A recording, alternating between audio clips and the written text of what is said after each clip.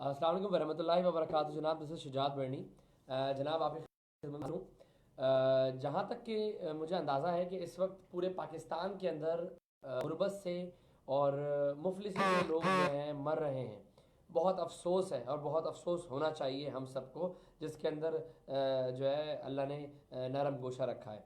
तो बात यह है कि इस वक्त उस लॉ को फॉलो कर रहे हैं कि जिस लॉ के अंदर इस वक्त हमारे पाकिस्तान में छोटे से छोटी चीज़ पर जो है लॉ को पास किया जाता है। जैसे कि इस वक्त रॉन्ग वे जाने के लिए लोगों के ऊपर एफआईआर लॉन्च हो रही है, नौजवान नस्ल को जो है तबाह बर्बाद किया जा रहा है। ठीक है, हम इसके बाद और अगर बात आगे करें कि इस वक्त एक छोटे से प्रोग्राम एक छोटा सा प्रोग्राम जो इस वक्त ड्रामा सीरियल चल रहा है मेरे पास तुम हो, उसके ऊपर लाखों लोगों ने बल्कि करोड़ों लोगों ने लेकर अपने आंसू बहा दिए, अपना पैसा बहा दिया। लेकिन हैरत और अफसोस अभी तक इस बात पर है कि इस वक्त कराची पाकिस्तान को छोड़कर इस वक्त हमारे बहन भाई कश्मीर के अंदर महीनों से फाकों से मर रहे हैं। कोई बोलने वाला नहीं है। इवन के यहां पाकिस्तान के अंदर जैनब जैसी बच्चियों को कुचला जा रहा है, उनके लिए कोई बोलने वाला नहीं है। आंसू जो बहाए जा रहे हैं वो सिर्फ और सिर्फ ड्रामा सीरियल को देखकर आंसू बहाए हैं। पैसा बहाया जा रहा है तो एक ड्रामा सीरियल को देखने के लिए पैसा बहाया जा रहा है। लेकिन उन लोगों को फिक्र ये नहीं है कि पुल के नीचे कितने लोग जो है बगैर छत के, बगैर कपड़ों के, बगैर रोटी के जो है रोज कितने लोग सो जाते हैं, उनकी फिक्र नहीं है। लेकिन मुझे हैरत और अफसोस है कि इस वक्त कश्मीर बहन भाइयों के ऊपर किसी किस्म की आवाज नहीं उठाई क्यों नहीं उठाई जा रही है यार? कश्मीर के अंदर हमारे बहन भाई नहीं रहते?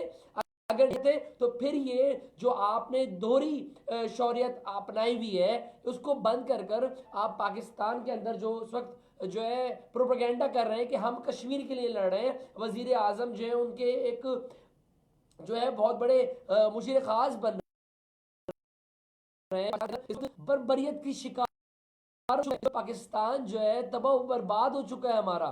इवन कश्मीर बहन भाई हैं, वो इस वक्त कहाँ जाए? मुझे इसका जवाब दे सिर्फ आप लोग यार। किसी के पास कोई जवाब नहीं है। वजह सिर्फ ये है कि हम लोग बेहस हो चुके हैं, हम बेहस कौम में सो चुके हैं। मेरा सिर्फ ये वीडियो बनाने का मकसद ये है कि प्लीज प्लीज खुदारा खुदारा आप लोगों से रिक्वेस्ट कर रहा हूं, मैं रिक्वेस्ट कर रहा हूं, अपील कर रहा हूं मैं कि यार कश्मीर के लिए सोचिए। पाकिस्तान के अंदर जो इस वक्त लोग फाकों से मर रहे हैं, भूख से मर रहे हैं, उनके लिए सोचें आप। इवन के मुझे इस वक्त नजर ये आ रहा है कि इस वक्त केपीके के अंदर जो है नन्नी कुचल दिया गया। वो कहाँ है? वो ऑर्डर्स किधर है जो ऑर्डर पास किए गए हैं हमारे ऐवानों की जानिब से, हमारे इक़्तिदार की जानिब से? जो बैठे हुए मिनिस्टर्स, जो हमारे आला अहदेदारान बैठे हैं, वो कहाँ बैठे हुए हैं? मुझे ये बताइए आप। इवन कि हम सिर्फ आईजीज के ऊपर लड़ रहे होते हैं कि आईजी मेरा होना चाहिए, वफाक का होना चाहिए या सिंध का होना चाहिए। अरे मेरे भाई क्या हो गया है आप लोगों को यार? आईजी जिसका भी हो, इवन के नीचे जो होना है वो तो होगा। जो मौजूद है हमारे इदारों में वो कोई नहीं निकाल सकता। वजह यह कि अगर इनको निकाला जाए तो इक़्तिदार कभी भी मुश्किल में पड़ सकता है। माजरत के साथ इस वक्त हमारे वफाक वाले भाई जो हैं वो इस वक्त अपनी सीटों को बचाने में अपनी बोलियां लगा रहे हैं कि यार ना जाओ। इनके जाने या ना जाने से जो है हमारा कश्मीर आज़ाद नहीं होने वाला ना, और ना ही हमारी नन्नी जैसी जैनब जैसी बच्चियों को कोई बचा सकता है। समझ रहे? इवन कि आज तक अब तक कोई एक नहीं लटकाया आपने। वजह क्या है? मतलब आपकी अपनी बच्चियों के साथ या आपके अपनी लड़कियों के साथ अगर कुछ ऐसा हो तो आप जो है रातों रात बंदों को गायब कर दें। और अगर आपकी आवाम में से कोई जैनब जैसी कितनी बच्चियों को कुचल दिया गया है, उनके ऊपर कोई आवाज नहीं उठाता है। इवन के कश्मीर के ऊपर कोई आवाज नहीं उठा रहा है। प्रोटेस्ट करने से, रोड बंद करने से, एहतजाज करने से कश्मीर का एक बच्चा भी अगर बचाओ आपके प्रोटेस्ट करने से, तो मुझे बताइए आप। मतलब मुझे हैरत और अफसोस है, मुझे शर्म आती है कि हम आपको मुसलमान कहते हैं। खुदारा होश के नाखून लीजिए आप लोग।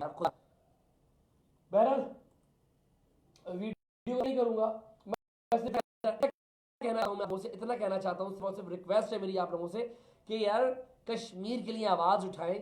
कश्मीर को आप लोगों की जरूरत है। और अजहर कह रहे हैं well done, so much Azhar भाई।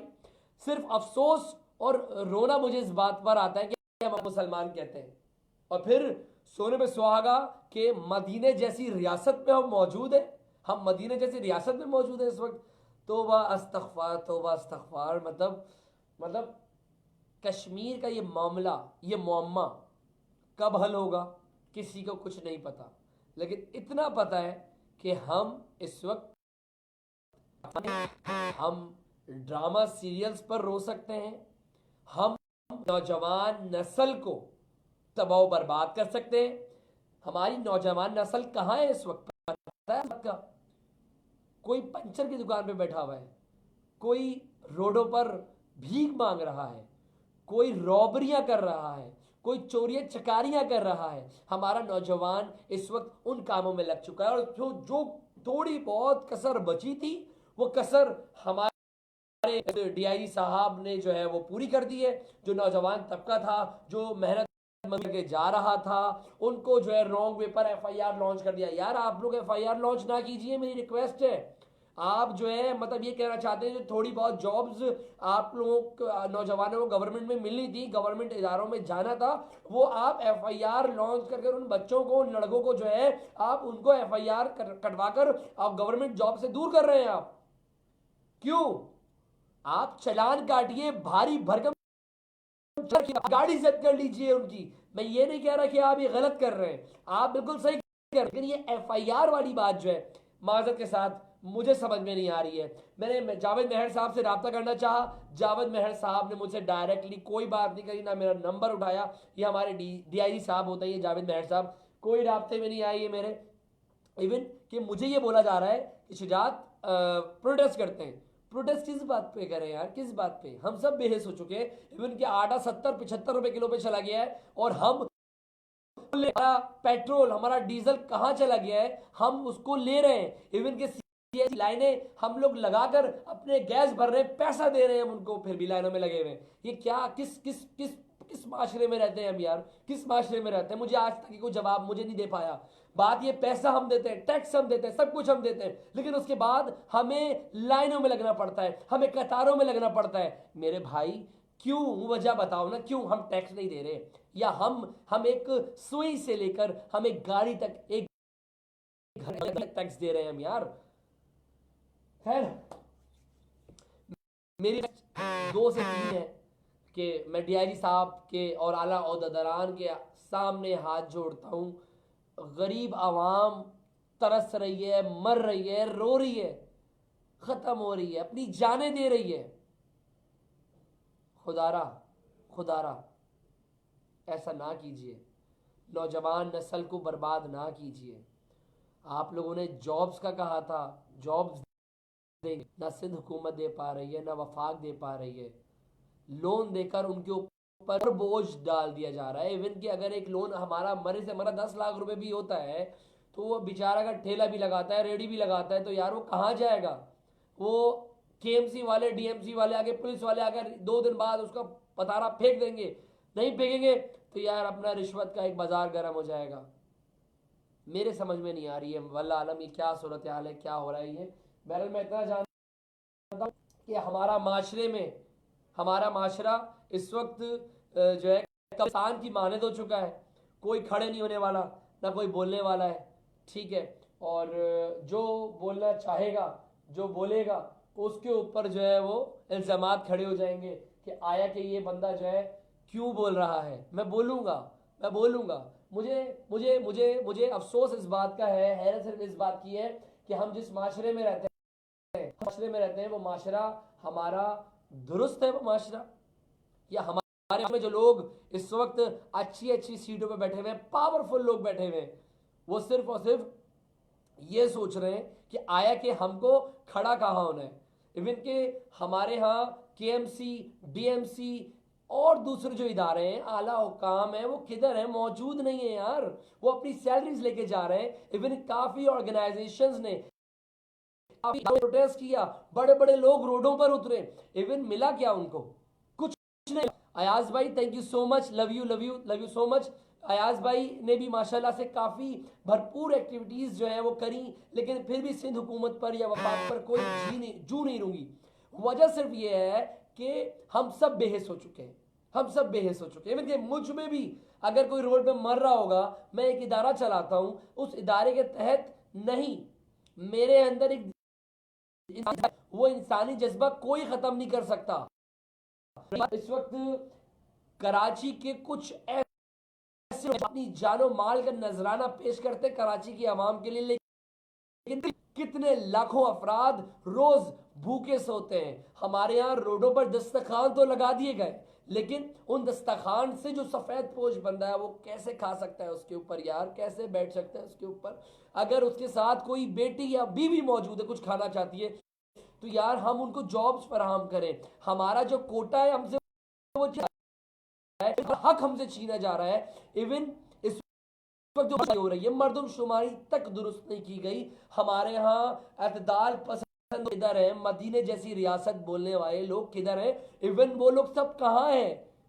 मेरी सिर्फ डीआईजी साहब से रिक्वेस्ट है, डीआईजी साहब 2 अल्फाज हैं, आप उनका चलान काटिए, चलान लीजिए, उनकी गाड़ी बंद कीजिए, एफआईआर लॉन्च ना कीजिए। मेरी रिक्वेस्ट है आपसे, मैं आपके आगे हाथ जोड़ता हूं, बार बार हाथ जोड़ रहा हूं मैं। हमारी नौजवान नस्ल तबाह हो जाएगी, बर्बाद हो जाएगी। कहां जाएगी वो? हमारे यहाँ ना फैक्ट्रीज है, हमारे पास कहां जाएंगे हम लोग यार, कहां जाएंगे? मुझे बता दें सर ये बात। बहरहाल मेरा वीडियो सिर्फ इतना है कि हम सबको अब स्टैंड लेना पड़ेगा, हम सबको खड़ा होना पड़ेगा।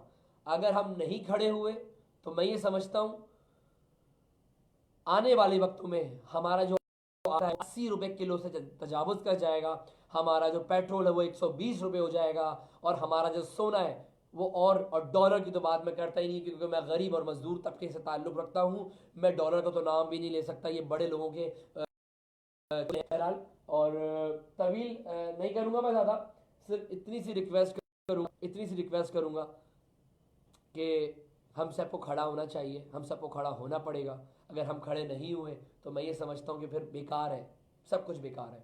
बहरहाल मेरी वीडियो को लाइक करें, शेयर करें। लाइव आने का मतलब मेरा ये होता है कि मैं अपने जो मेरे दोस्त अहबाब हैं, जो लोग इस वक्त परेशानी में डूबे हुए हैं, मैं उनसे कहता हूँ कि हमें निकलना पड़ेगा। कोई नहीं निकालेगा, कोई वक्त हुकूमत नहीं निकालेगी, हमें पड़ेगा, हमें। वीडियो को लाइक करिए, शेयर कीजिए। जज़ाकल्लाह खैर। पाकिस्तान जिंदाबाद।